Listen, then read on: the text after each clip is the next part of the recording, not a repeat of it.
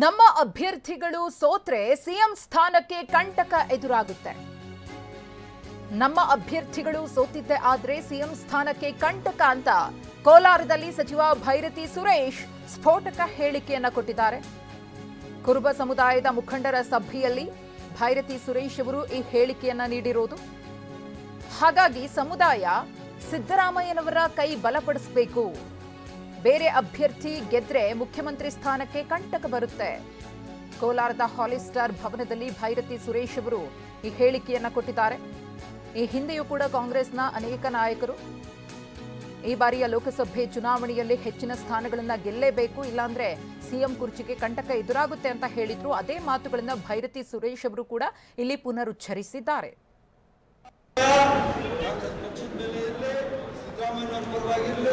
ಗೌತಮ್ ಅವ್ರ ಪರವಾಗಿರ್ಲಿ, ನೀವೇನಾದ್ರೂ ಬೇರೆ ಮನಸ್ಸು ಮಾಡಿ ಬೇರೆ ಅಭ್ಯರ್ಥಿಯನ್ನ ಗೆದ್ಬಿಟ್ರೆ ಸಿದ್ದರಾಮಯ್ಯನವ್ರ ಸೀಟ್ಗೆ ಕಂಟಕ ಆಗ್ತದೆ. ಅದು ನೀವೇನಾದ್ರೂ ಬೇರೆ ಮನಸ್ಸು ಮಾಡಿ ಬೇರೆ ಅಭ್ಯರ್ಥಿಯನ್ನ ಗೆದ್ಬಿಟ್ರೆ ಸಿದ್ದರಾಮಯ್ಯನವ್ರ ಸೀಟ್ಗೆ ಕಂಟಕ ಆಗ್ತದೆ. ಅದು ನೀವೇನಾದ್ರೂ ಬೇರೆ ಮನಸ್ಸು ಮಾಡಿ ಬೇರೆ ಅಭ್ಯರ್ಥಿಯನ್ನ ಗೆದ್ಬಿಟ್ರೆ ಸಿದ್ದರಾಮಯ್ಯನವ್ರ ಸೀಟ್ಗೆ ಕಂಟಕ ಆಗ್ತದೆ. ಅದು ನೀವೇ ಅದಕ್ಕೆ ಮಾಡೋಂಥ ಕೆಲಸ ಮಾಡಬೇಡ್ರಿ ಅಂತ ನಾನು ಹೇಳಿ, ನೀವು ಓಟ್ ಹಾಕೋದು ಗೌತಮ್ಗೆ, ಅದ್ರ ಜೊತೆಯಲ್ಲೇ ಸಿದ್ದರಾಮಯ್ಯವರ ನಾಯಕತ್ವಕ್ಕೆ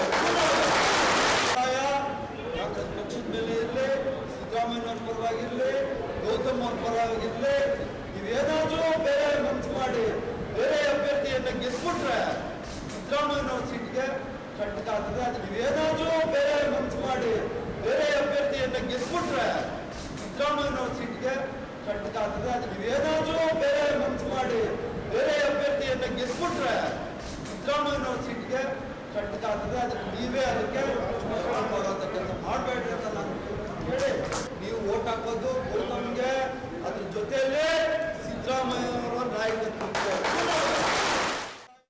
ಕುರಿತು ಮತ್ತಷ್ಟು ಮಾಹಿತಿಯನ್ನ ಕೊಡ್ತಾರೆ ನಮ್ಮ ಪ್ರತಿನಿಧಿ ರಾಜೇಂದ್ರ. ಈ ಹಿಂದೆಯೂ ಕೂಡ ಯತೀಂದ್ರ ಸಿದ್ದರಾಮಯ್ಯ ಮತ್ತು ಗುಬ್ಬಿ ಶ್ರೀನಿವಾಸ್ ಅವರು ಇದೇ ತೆರನಾಗಿ ಹೇಳಿಕೆಯನ್ನ ಕೊಟ್ಟಿದ್ರು. ಲೋಕಸಭೆ ಚುನಾವಣೆಯಲ್ಲಿ ಸೀಟ್ ಕಮ್ಮಿ ಬಂದ್ರೆ ಸಿದ್ದರಾಮಯ್ಯನವರ ಕುರ್ಚಿಗೆ ಕಂಟಕ ಅಂತ ಹೇಳಿ. ಅದೇ ರೀತಿಯಾಗಿ ಭೈರತಿ ಸುರೇಶ್ ಅವರು ಕೂಡ ಮಾತನಾಡಿದ್ದಾರೆ.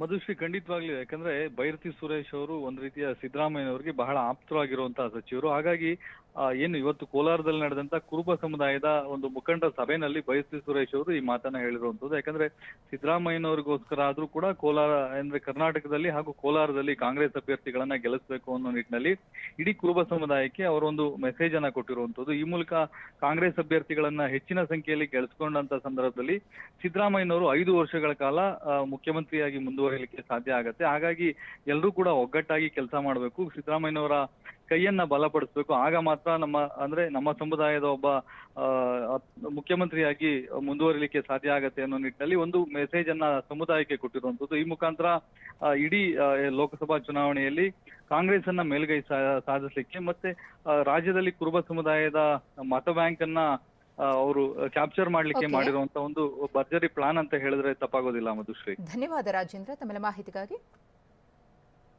ಬಿಜೆಪಿ ಮತ್ತು ಕಾಂಗ್ರೆಸ್ ಕಾರ್ಯಕರ್ತರ ನಡುವೆ ವಾಗ್ವಾದ ನಡೆದಿದೆ.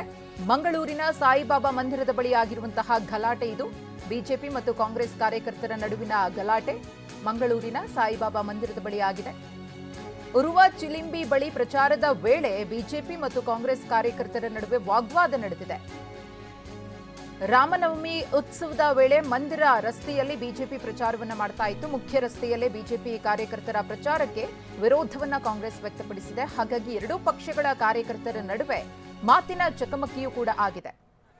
ಸ್ಥಳಕ್ಕೆ ಶಾಸಕ ವೇದವ್ಯಾಸ್ ಕಾಮತ್, ಮಿಥುನ್ ರೈ ತಕ್ಷಣ ಪ್ರವೇಶಿಸಿ ಪರಿಸ್ಥಿತಿಯನ್ನ ತಿಳಿಗೊಳಿಸುವಂತಹ ಕೆಲಸಕ್ಕೂ ಕೂಡ ಕೈ ಹಾಕ್ತಾರೆ. ಹಾಗೆಯೇ ಪೊಲೀಸರು ಕೂಡ ಸ್ಥಳಕ್ಕೆ ಆಗಮಿಸಿ ಪರಿಸ್ಥಿತಿಯನ್ನು ತಹಬದಿಗೆ ತರುವಂತಹ ಪ್ರಯತ್ನ ಮಾಡ್ತಾರೆ.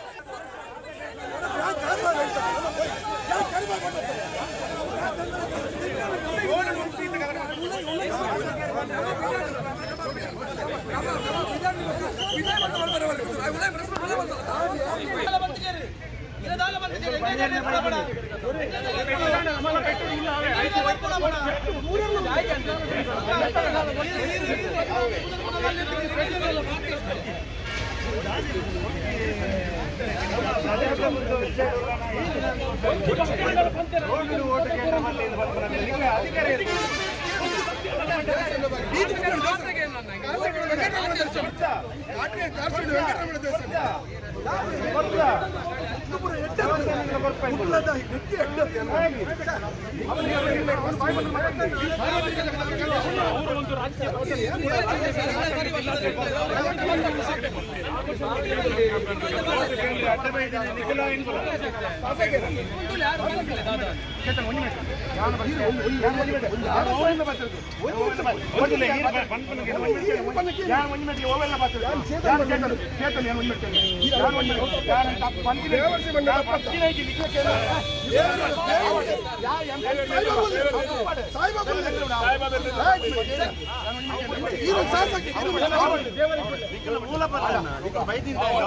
ಮೂಲ